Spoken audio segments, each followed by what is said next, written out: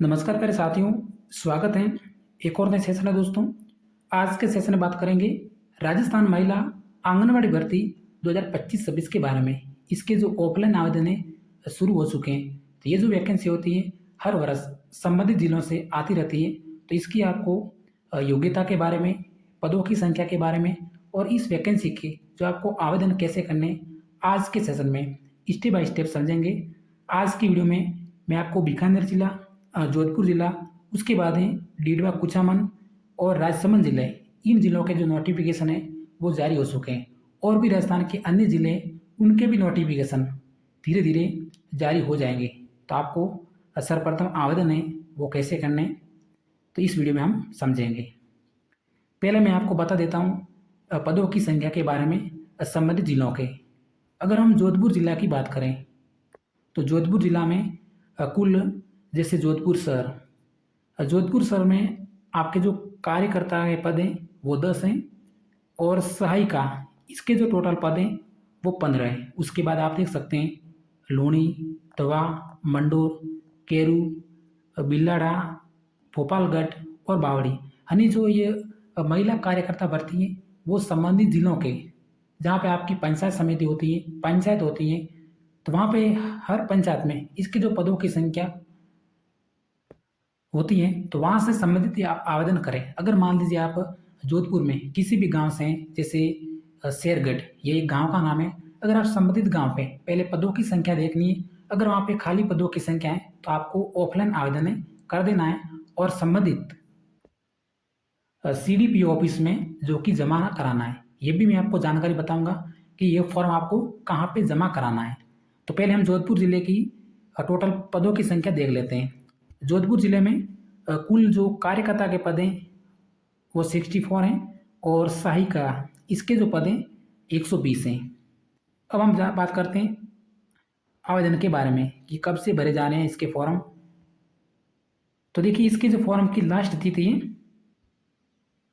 वो है 8 जनवरी 2026। वर्तमान में आवेदन भरे जा रहे हैं 8 जनवरी 2026 शाम 5 बजे तक आप इसके जो ऑफलाइन आवेदन है वो की भर सकते हैं।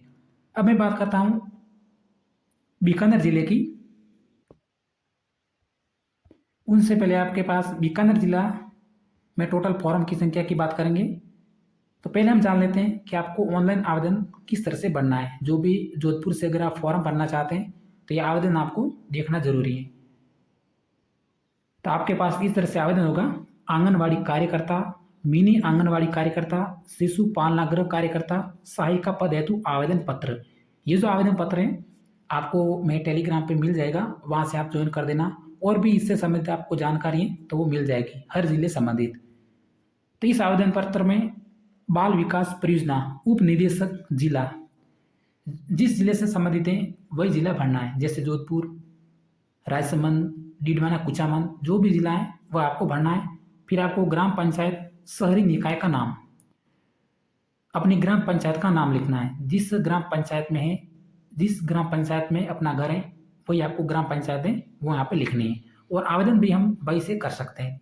उसके बाद है राजस्व ग्राम वार्ड संख्या, अपनी वार्ड संख्या लिखनी है, संबंधित ग्राम में आपको मिल जाएगी। उसके बाद है आंगनवाड़ी केंद्र, पंचायत का नाम, जहाँ पे आपका आंगनवाड़ी केंद्र, देखिए आंगनवाड़ी कार्यकर्ता या फिर आंगनवाड़ी कार्यकर्ता का केंद्र एक गांव में 4 से 5 भी हो सकते हैं। तो आपको ये ध्यान से लिखना है, जो भी आपका केंद्र है वही लिखना है। उसके बाद है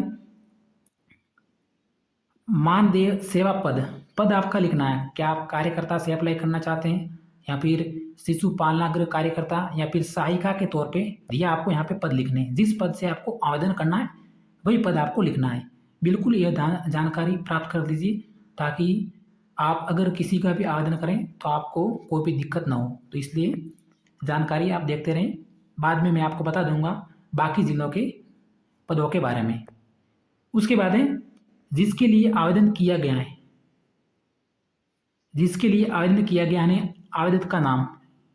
उसके बाद है उसके पति का नाम लिखना, पिता का नाम है, पत्र व्यवहार का पता नहीं, जैसे मुकाम पोस्ट जो भी है। उसके बाद तहसील, जिला, जो भी आपका पता है स्थानीय, जो कि आपको आधार कार्ड में हो वो लिख देना, आधार कार्ड का पता। फिर मोबाइल नंबर, आवेदक की मेल ID, वैसे आवेदन की मेल आईडी सभी के पास होती है, तो अगर आपके पास नहीं है तो अपने मोबाइल से अपने भाई वगैरह जिसकी भी वो लिख देना है यहाँ पे आवेदन की मेल आईडी। जन्म तिथि लिखनी है। उसके बाद है आयु वर्ष है, आयु वर्ष और महीने लिखने हैं। उसके बाद है अपना वर्ग, जैसे अनुसूचित जाति, अल्पसंख्यक, ओबीसी, सामान्य, ये आपको जानकारी लिखनी है। उसके बाद है अपने वैवाहिक स्थिति, ये भी भरना जरूरी है। वैवाहिक स्थिति यहाँ पे लिखनी है, जैसे विवाहित, विधवा, तलाकशुदा। कि आपको पता है कि जो महिला कार्यकर्ता के जो फॉर्म होते हैं या फिर सहायिका का फॉर्म होते हैं, यही जो कैटेगरियाँ होती हैं जैसे विवाहित, विधवा, तलाकशुदा, यही भर सकते हैं। ये सबसे इम्पोर्टेंट जानकारी। अगर आपके 120 पोस्टों की संख्या है तो इन कैटेगरियों को आवेदन करना बिल्कुल ज़रूरी है, क्योंकि सीधा चयन है जो कि हो जाता है। अब है विवाह की स्थिति आप पढ़ने के बाद है आपके पास है जो भी, जैसे सेकेंडरी 10वीं की अपने विद्यालय का नाम लिखना है, 10वीं में जो भी है। उसके बाद हाई सेकेंडरी विश्वविद्यालय स्कूल का नाम लिखना है, मतलब 10वीं आपने आरबीएसई बोर्ड से की होगी तो वही लिखना है बोर्ड का नाम। अगर आपने 12वीं तो आरबीएसई अधिकतर यही है तो वही लिखना है। उसके बाद है स्नातक। अगर आपके पास नर्सरी टीचर ट्रेनिंग एनटीटी है तो लिखना है, नहीं है तो कोई दिक्कत नहीं। स्नातक बीएससी बीए तो वो भी आप लिख सकते हैं। उसके बाद बीएड बीएसटीसी की आपके पास है तो वो भी लिखना है, नहीं है तो कोई दिक्कत नहीं है। उसके बाद है जो भी है पूछे जानकारी वो आपको भरनी है। अब हम बात कर लेते हैं आवेदन प्रस्तुत करने की तिथि। आवेदन प्रस्तुत करने की तिथि, जो भी आप आवेदन भर रहे हैं वही लिखना है। अब हम बात कर लेते हैं संलग्न दस्तावेज। जो जो आपने मतलब जैसे 10वीं की मार्कशीट, 12वीं की मार्कशीट, जो जो मार्कशीट की जानकारी भरी है वो आपको यहाँ पे लिखनी है। जैसे अधिकतम शैक्षणिक योग्यता संबंधित अंक तालिका, मान लिया आपने 20 की मार्कशीट के अनुसार जानकारी भरी है तो यहाँ पे टिक करना है। अगर नहीं है तो कोई नहीं लिखना है, यहाँ पे टिक करना है। उसके बाद है नर्सरी टीचर ट्रेनिंग योग्यता संबंधी अंक तालिका अगर अपलोड करी है, फोटोकॉपी आपने ली है तो यहाँ पे यस करना, नहीं ली है तो नहीं भर देना है। उसके बाद है सेकेंडरी की अंक तालिका आपको टिक करना है यस पे। यहाँ पे कोई भी एक प्रूफ लिखना है, जैसे आधार कार्ड लिख देना आप आधार कार्ड पे यस करके, और इसकी फोटोकॉपी आपको फॉर्म में चिपकानी है आधार कार्ड की। उसके बाद है विवाह पंजीयन प्रमाण पत्र, अनुसूचित जाति, पिछड़ा वर्ग प्रमाण पत्र जो भी है, और ये लिखने की जरूरत नहीं है, 7 और 8 ऑप्शन। जो भी आरसीआईटी प्रमाण पत्र अगर आपके पास है तो लिख देना, नहीं है तो नहीं। बाकी अगर आप विधवा तलाकशुदा हैं तो लिखना है, नहीं तो कोई दिक्कत नहीं है। उसके बाद है यह इंपॉर्टेंट जानकारी घोषणा, यहाँ पे आपका नाम लिख लेना है जो भी घोषणा करोगे। यहाँ पे आपका हस्ताक्षर, जो भी फॉर्म भर रहे हैं, जो भी फोटो आप स्वीकार है उसका हस्ताक्षर और आपका नाम लिख देना यहाँ पे। इतना करने के बाद फिर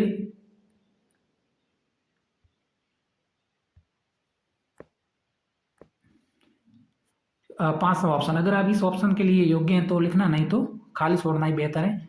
उसके बाद यदि लागू होने पर तो ये आपको भरना है, वैसे अधिकतर लागू नहीं होता है तो नहीं भरना है। फिर दिनांक लिख देनी है और हस्ताक्षर। उसके बाद ये इम्पोर्टेंट जानकारी यहाँ से शुरू हो रही है, रसीद यहाँ से फाड़कर आवेदनकर्ता को दी जाए। अब हम बात कर लेते हैं जरूरी जानकारी। तो देखिए इसमें आवेदन पत्र प्राप्ति रसीद कार्यालय उपयोग हेतु। अब ये आवेदन हमें जमा कहाँ कराना है, सबसे दिक्कत ये होती है अधिकतर हम पदों की संख्या रोजाना देखते हैं कि उस जिले में इतनी पोस्ट है, लेकिन हम आवेदन नहीं कर पाते। हमें ये पता नहीं होता है कि हम आवेदन भरने के बाद इस आवेदन को जमा कहाँ करें।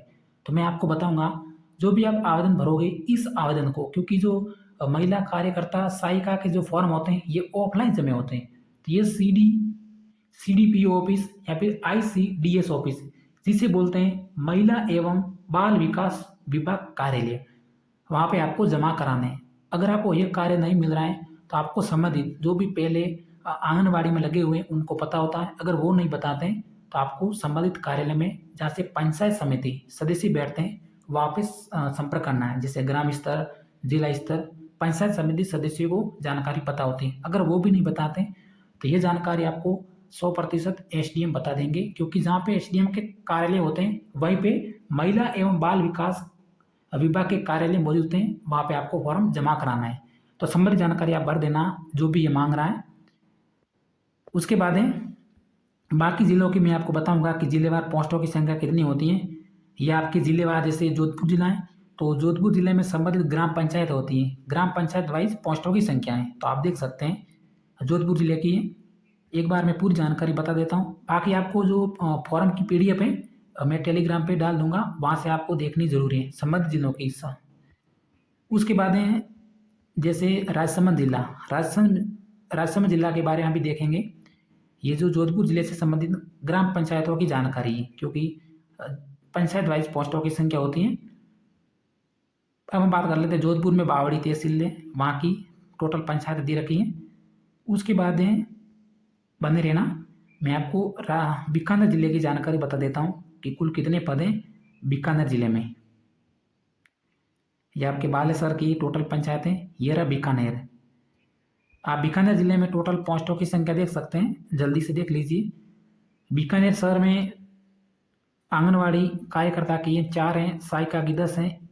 टोटल बात करें तो टोटल बीकानेर में 76 हैं सहायिका की हैं और कार्यकर्ता की 21 हैं और टोटल 76 हैं और सभी मिला के 97 ये बीकानेर जिले में। उसके बाद है बीकानेर जिले की संबंधित पंचायत वाइज कितनी सीटों की खाली संख्या है वो भी आप देख सकते हैं स्क्रीन पे बीकानेर जिले की। उसके बाद हम बात प्राप्त करते हैं जानकारी डीडवाना कुचामन कि यह डीडवाना कुचामन। तो डीडवाना कुचामन जिले में टोटल आपके जो पोस्ट की संख्या है वो 50 है। 50 पोस्ट कम नहीं है, ज़्यादा है। अपने गांव में भी ढूंढना, अगर 1-2 पोस्ट खाली हैं तो तुरंत आवेदन कर सकते हैं, आपको नौकरी मिल जाएगी आंगनवाड़ी कार्यकर्ता की। बीकानेर जिले की जानकारी मिल गई। उसके बाद है राजसमंद। तो राजसमंद में टोटल कार्यकर्ता की पोस्टें 15 और सहायिका की टोटल पोस्टें 64। तो ये राजसमंद की जिले से संबंधित जानकारी थी। तो प्यारे साथियों, मैंने संबंधित जिलों की जो भी जानकारी थी आपको बता दी, और भी राजस्थान के अन्य जिलों की जानकारी मैं टेलीग्राम पे डाल दूंगा, वहाँ से आप देख सकते हैं। अगर आपको आवेदन फॉर्म भरते समय कोई भी परेशानी हो रही है, फॉर्म भरते समय आपको पूरी जानकारी नहीं है, तो मुझे टेलीग्राम पे बता देना, आपको जानकारी बता दूंगा। अगर हमारी जानकारी आपको पसंद लगी हो तो चैनल को सब्सक्राइब कर देना। धन्यवाद।